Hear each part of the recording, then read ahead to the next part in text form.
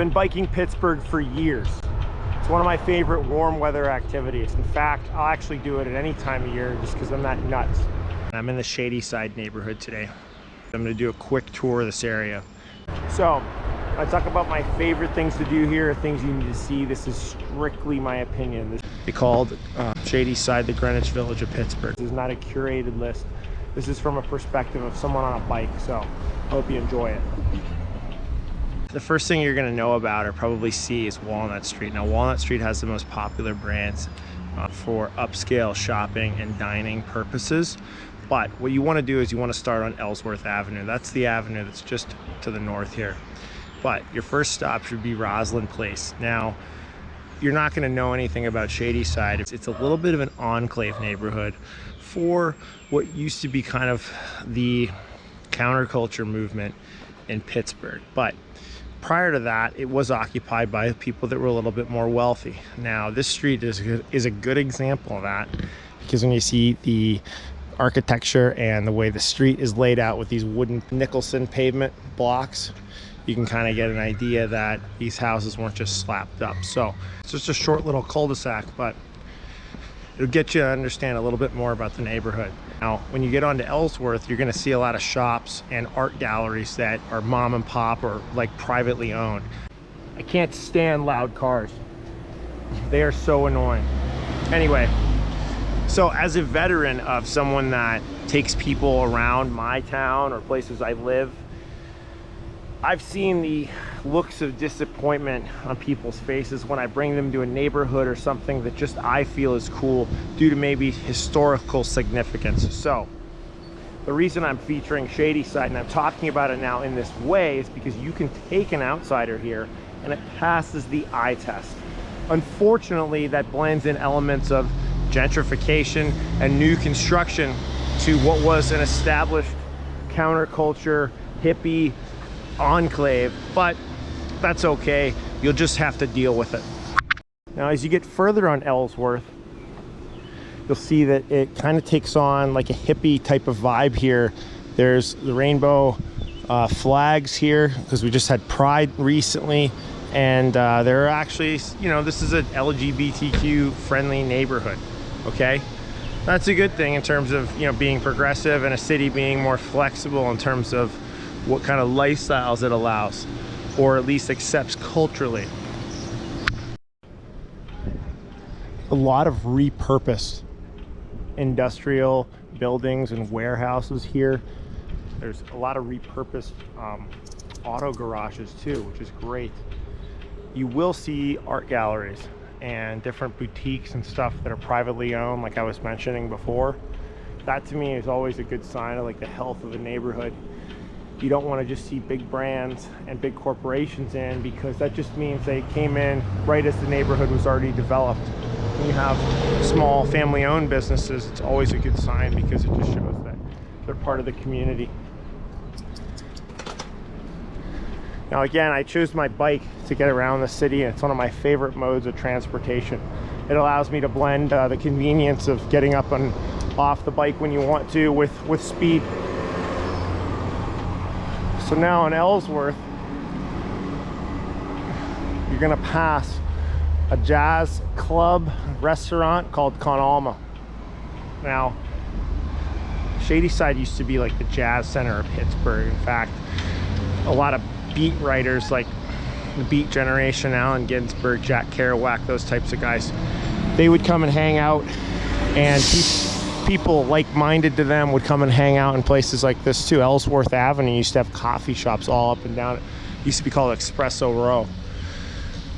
Now some of those coffee shops and stuff are gone, but you still have places that will play jazz here on a regular basis. That was a hugely popular thing to have here. So if you're here on a weekend or maybe on a Thursday or Friday, you'll catch some jazz being played in some of the clubs if you're into that sort of thing. It's not typically my most well-known music genre, but I appreciate that it exists in a neighborhood, and it's not just, you know, the radio or Spotify playlist. The other thing that's here too, and like I said, due to the maybe the artistic approach to the neighborhood, you will have some tile design and different sort of interior design shops, which kind of speaks to the creativity of the area, which I think is pretty cool. I've never had the opportunity to go inside of them because I never seem to catch them when they're open. But if things like this exist here, it usually shows that the neighborhood has a little bit more of an eye for detail and creativity inside. So I think that's cool. There's a cool bookstore in the corner as well. Right here below me is Center Ave. That's actually the northern border of Shadyside. So this isn't a Shadyside site, but it's so close I'm going to mention it. This is the East Liberty Presbyterian Church. Now, in addition to being a very notable and sightseeing type of church due to the height of it, there's a bowling alley inside too. So if you have extra time, you want to go check it out and see if you can bowl a few frames or whatnot, you're welcome to try it. Over there, East Liberty is a neighboring community that's developing quickly as Shadyside continues to grow and become even more popular. Now, I'm about to get to what I consider the true destination of Shadyside. This, for many years, was the reason I came out here.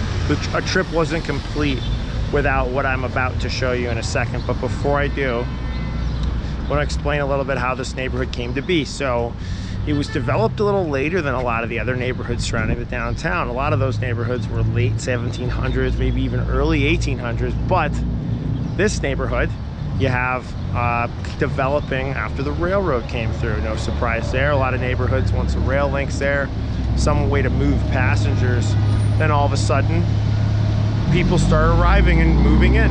8 loud cars. It's almost impossible to talk near a road now without being interrupted in some way. But anyway, this railroad here, which is CSX, I think, maybe even Norfolk Southern, along with the Martin Luther King Jr. East Busway, those are the main ways things get in and out of town here. So the busway kind of replaced what used to be passenger rail. Now we have that in the late 1800s here. The site here, this railway station, was called a Shadyside because it had shady lanes coming through the neighborhood. Now it kind of slices right through the top, like 3/4 of Shadyside. Anything north of the busway is sort of developed and new, like what you're seeing here. You got new townhouses, you have big brands, there's Chipotle, Whole Foods, among other things. But anything south of the busway is kind of like more privately owned. And what used to have commuter rail, like I said, to the city, and that's what made the area explode. So like I was discussing the other day, the north side started to be developed with wealthy industrialists and their families, but the city started pushing east. This neighborhood just barely borders Squirrel Hill to the north. So as I get a little bit more south, you'll see that the architecture starts to change a little bit. The houses kind of get a little bigger. There's streets and houses that are offset off the street a little bit more. So you see that as you get there, where it starts to change just a little bit. So this is the South Highland Bridge, connects East Liberty to Shadyside. Like I said, that's East Liberty right there. That's the top of the East Liberty Presbyterian Church. Now, without any more waiting, I will show what I meant to do when I came here. Okay, now I don't have time to go in there today because, like I said, this is a speed tour. But Noodlehead is Shadyside. That to me is the destination. That is why you bring people here. If you're coming here just to look at stuff, that's fine. Grab a coffee wherever you want. But if you're hungry at all, even slightly hungry, go in there and get a snack. You won't regret it. It is, to me, one of the best restaurants in Pittsburgh. It's an Asian fusion restaurant. They got Thai stuff, they got curry stuff, they got stuff that's a little bit more like Japanese style. There's something for everybody in there. There's spicy, there's not spicy. So that's why I chose to come here second after Ellsworth, because maybe you want something to snack on to give you energy for the rest of the day, or you're in a pinch for time. Go into Millie's, just right next door. Get a scoop of ice cream. It's all like handcrafted, high quality ingredient ice cream. It's not some junk hard pack thing that arrived on a truck. I think they make a lot of it there. It's made locally. So this is South Highland Avenue. There's not a ton to look at here unless like it's during hockey season and you're gonna do something nearby at Hunt Armory when they put the ice in the winter. So that said though, if your kids are playing a game at Hunt Armory, come to Noodlehead, grab some food afterwards, and make them try something they never had. Other little asterisks to this area too, this restaurant Casbah. No idea if this is why it was named that way, but there was a place called Casbah on Walnut Street, which we're going to next. That was a jazz musician type hangout bar. I have no idea if the owners of that place know that, but I do. All right, and like I said too, this is a speed tour, okay? This is a tour for efficiency. Don't waste your time with Mad Max or whatever else is down there. Like I said, it's Noodlehead and then Millie's. If you don't have any time, just do Millie's. So now we're going to Walnut Street just so you can see it. Now, Walnut Street used to be the original retail district of the area. So when the area first started getting developed, this is where everything was bought and sold and people did all their business. But now it's home to brands like Banana Republic. There's a reason I chose to come here last, and it's for reasons like this. Like, you don't need to go to Sephora, all right? Pamela's Diner's been there for 40 years, and Pranel's is a bakery that has a long history. I believe it's Austrian, but you can get your Lululemon some other time. You can go to La Satane on Provence in the airport, okay? Patagonia, I don't know. Shop them online.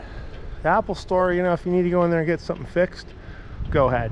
But I wouldn't go in there impulse buying, all right? Henna Jewelers, this is actually the oldest jewelry store in the city. But, you know, there's a J. Jill. And if you're looking for like nightlife, oh, hang on, there's a guy on a bike. Hang on a second. If you're looking for like nightlife, there's a Mario's here. There you go. Wouldn't be complete without some idiot on a bike making noise. There is nightlife here. So if you want that type of experience, then I would come here last, because you'll probably stay here for longer than you plan to. So like I said, the original tour, it's Roslyn Place on Ellsworth.